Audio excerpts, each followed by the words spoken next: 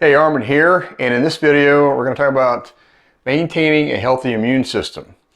Now obviously the easiest way to maintain a healthy immune system is to eat correctly, get plenty of sleep, and do all the things you're supposed to do, but unfortunately that doesn't happen because life gets in the way. So with here we're going to highlight different things you can do to keep your immune system boosted, to again protect you against different bugs that come through like COVID-19 and others that will probably come down the pipe in the future, which we don't know. All right, so what I found at the research and practicing things for myself is these ideas are really good that I have here that we're going to go over to help boost the immune system and keep it very effective against different bugs that come into our system. So one of the more important ones for the immune system is the vitamin D. And normally you get that through sunlight, but unfortunately most people aren't getting enough sunlight. 1 hour of sunlight will give you 10,000 units of vitamin D. But obviously that's not working because most of the clients I've checked, their vitamin D levels are very low. They're not even close to where they need to be. And so that would require some supplementation to help improve those vitamin D levels to get them where they need to be. And so what typically is recommended is 5,000 units a day of vitamin D to boost it back up. And then you want to recheck it, probably after several months to see how you're doing. Because if it's up in a good range, then you can cut back or do it every other day.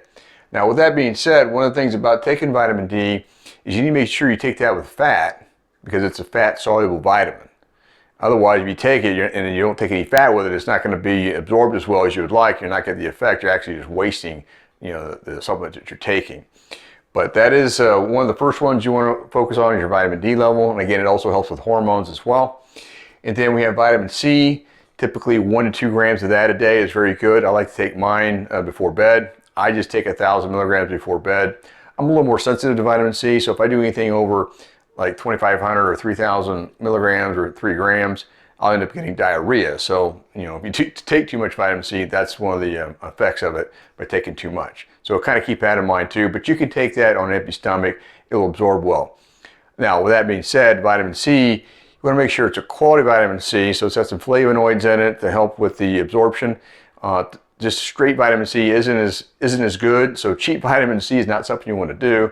So I like to get my vitamin C from NSP Nutrition or Life Extension, and the same thing with vitamin D. Get that through NSP Nutrition or Life Extension as well to get the right dosage. Okay, next would be zinc. Zinc is very helpful for making testosterone for one thing, but also when it comes to the immune system, it helps to keep a virus like a cold virus from replicating.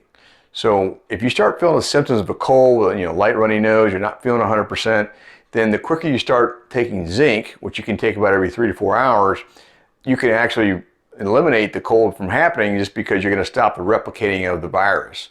But other than that, if the virus takes hold, then using zinc every 3 to 4 hours will help at least cut the duration of the cold in half just by taking that. And zinc you can find it, as far as taking for colds, you can find it all kinds of places. I don't prefer to take the one in the nose. There's different research that says it can cause problems with the nose. So I take a lozenge, and it needs to be sugar-free, or you can do the little spray in your mouth, and that works well too. So there's a lot of different applications for it, but I prefer those two. If I feel like I'm going to have a cold, then that's what I'll do, and it does work well. So there's plenty of research that talks about that. All right, then the other one is to stay hydrated. When you drink a lot of water and you're flushing it and you have to go to the bathroom more, unfortunately that's part of the side effect, but that's flushing toxins, it's getting those things out of your system, which is important because, you're getting rid of the problem. So stay hydrated, and it's also good, it helps with blood pressure, helps your kidney function with blood pressure and things like that too. So keep drinking fluids to always maintain a good immune system. All right, next one, you want to get enough sleep. This is when the body does all the repair process and regeneration of cells. So what you'll find is obviously if you've been really sick, you end up getting a lot more sleep, and there's a reason for that because that's when the healing process is going to take its most effect and be most potent. So getting quality sleep, if you feel a bug coming on, then that's another good thing to do is work on getting a little more sleep. You could probably offset that bug really taking hold and affecting you. So I strongly recommend that.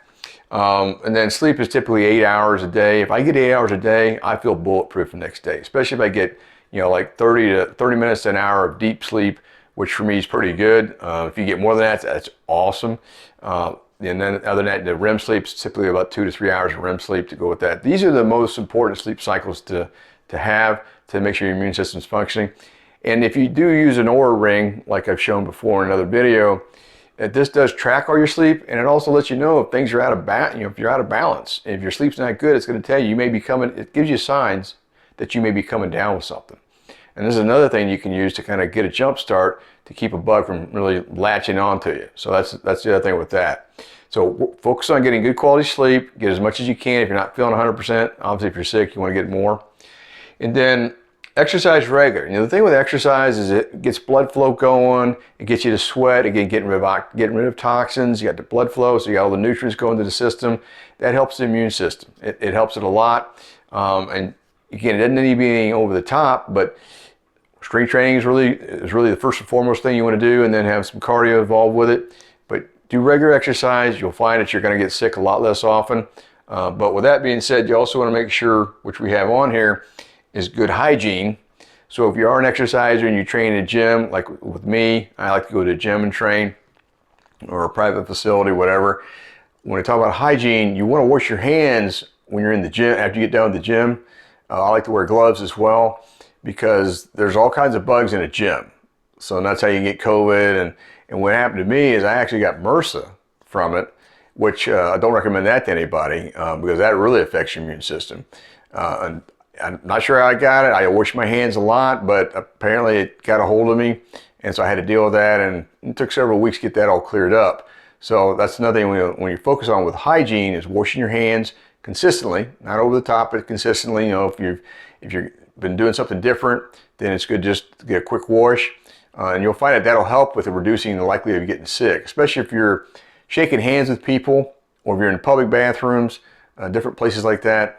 It's better to wash your hands more often than anything. All right, so then managing stress.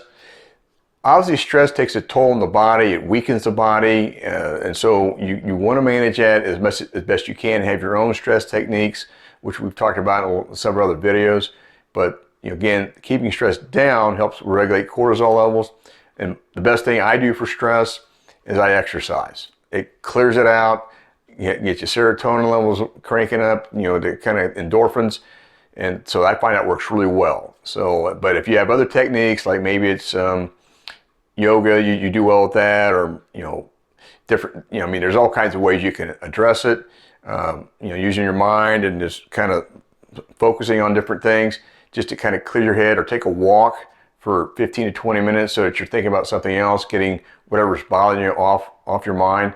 That really helps a lot. Meditation is another thing that can be very beneficial, because it gets you to focus on something else and get away from what's causing you to have anxiety or stress. Okay, then with that said, the obvious ones is, avoid smoking. There's no benefit to smoking as far as health. I mean, obviously you can get a buzz from smoking, and it can give you some short-term energy because of the nicotine, but it's just not good for you. And that goes for all alcohol products. You just want to kind of not have that in your system, not have that in your life, because there's really not a lot of there's no benefits to it. Okay, and then the other one is always limiting alcohol, because again, alcohol, it's a toxin. It shuts down your system. So until that alcohol clears, again, from having water, getting some sleep, things like that, it shuts down the fat burning. It shuts down protein synthesis. It shuts down all your systems until it's clear. And that's why it's going to affect the immune system and leaves you more, capable of getting sick, because your immune system the defenses are down, just trying to get rid of this other toxin. So limit that the best you can, and it's kind of common sense. But if you're drinking alcohol every day, then you need to rethink what you're doing, because that's not productive. It's not beneficial. A couple drinks a week or something like that, your body can handle that. Again, as long as it's not excessive. But if you look around outside, a lot of people are drinking way too much, and it's not benefiting them at all. It's kind of like this thing where, you need to be drinking because you're having a meal or you're being out with people. That's not necessary. You don't need. It's not going to make you better. It's not going to improve your health, and it's not going to help you live longer. So you got to keep these things in mind for the long term, so you get the right benefits. All right, so this is my maintaining a healthy immune system. So I hope you enjoyed this, and again, you can comment on that with other questions you have based on the topics that I cover. Other than that, we'll talk to you again real soon in the next video.